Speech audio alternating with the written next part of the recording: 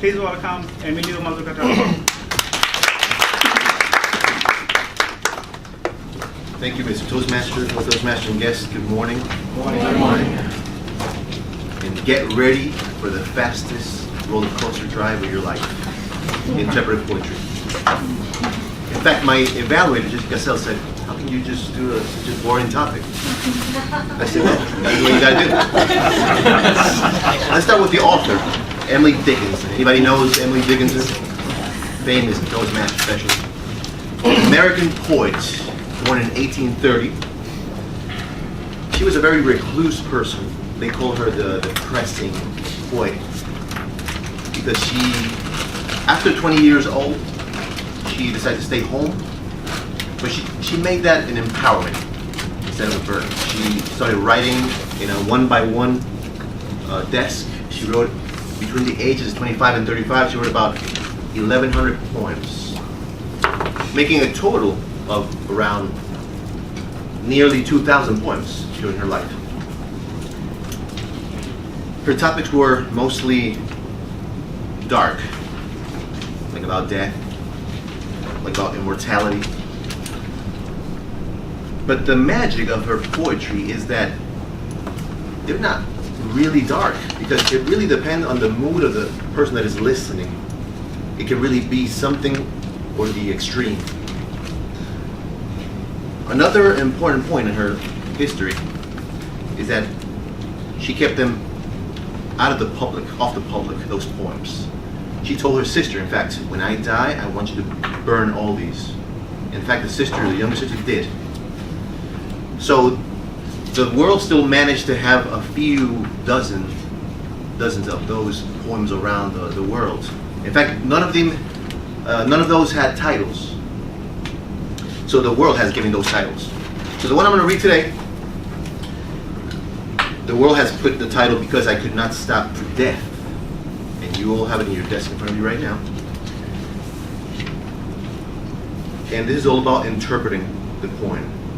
And it says something like this: "Because I could not stop for death, he kindly stopped for me. The carriage held but just ourselves. We slowly drove. He knew no haste. And I had put away my labor and my leisure too, for his civility. We passed a school where children strove at recess. In the ring, we passed the fields of gazing rain. We passed the setting sun. Or rather, he passed us. The dews drew quivering and chill. Only gossamer, my gown, my tippet, only two. We paused before a house that seemed a swelling off the ground. The roof was scarcely visible, the cornice in the ground. Since then, 'tis centuries, and yet feels shorter than the day. I first surmised the horses' heads were toward eternity."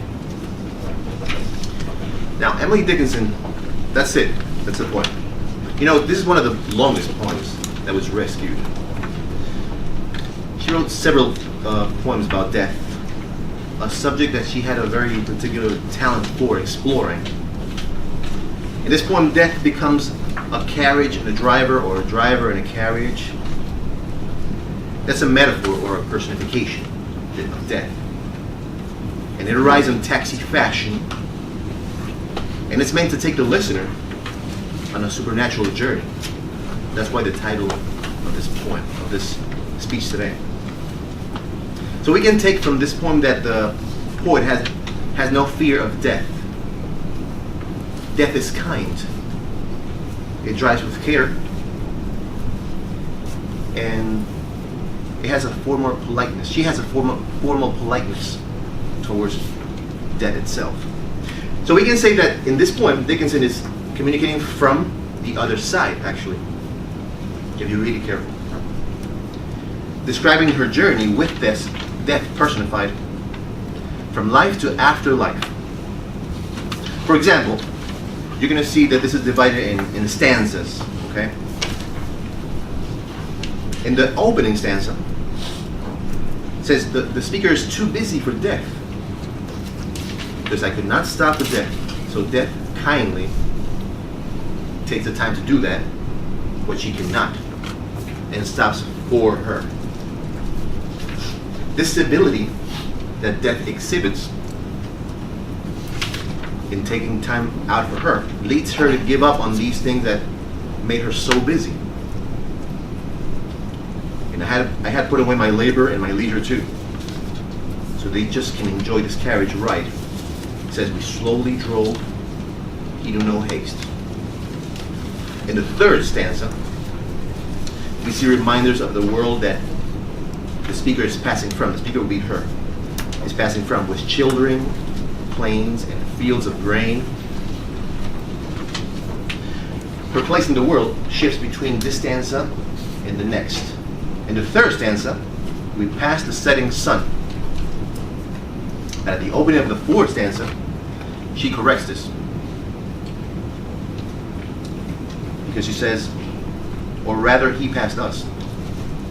Because she has stopped being an active agent and it's only now part of the landscape. See how it's getting the form? She is practically like speaking from the grave. She had this weird sense of trying to understand death. So she would sometimes dress as such and lie down in her bed and act like she was there to feel it. She said nobody can know what is on the other side, but maybe if you can try to interpret it from your own, maybe you can get the feeling of it. She kind of had that feeling about death. Now the most striking feature in this poem, you will see that is the use of the dash. She used it in most of her poems, and that implies like a breathing pause. It's not a period; it's like a breathing pause. So what begins in the simple past ends in eternity, even the word eternity. In the fifth stanza, the carriage pauses before what must be a considerable amount of earth, where there's a complete house, part buried. Only the roof is partially visible. The crowning point is the ground. So just strange sights, right? Either a disaster has befallen the scene or home has turned into a grave. It's possible that she was trying to incorporate a grave as a mental picture. So I believe Emily firmly was inviting us to understand that life is life, that life doesn't end, that what we see as something devastating is such a transformation only, a passage, and that wouldn't stop our journey because we cannot stop for death. Mr. Toastmaster.